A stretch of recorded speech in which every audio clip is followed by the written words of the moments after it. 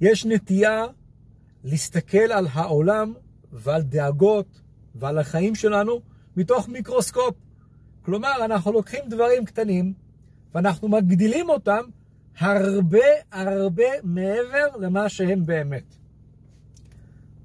אם אתם תופסים את עצמכם, מסתכלים על העולם, דאגות פרנסה, מריבה עם חברים בכיתה, שמועות כאלה ואחרות, אם אתם מוצאים את עצמכם, מגדילים את כל הדברים האלה, תוסיפו את שתי המילים הבאות. זה רק. כלומר, זה רק מחשבה על מתקפת טילים מאיראן.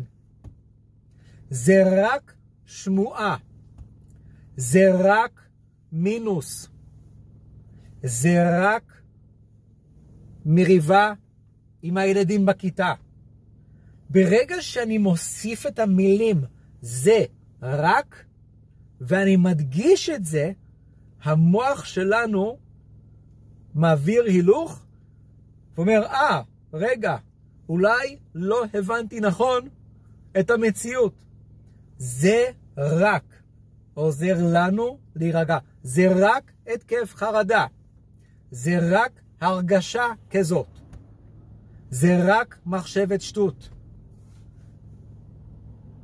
תעזרו לעצמכם, תתרגלו הוספת המילים זה רק לדאגות שלכם, לעצבים שלכם. זה רק פקק.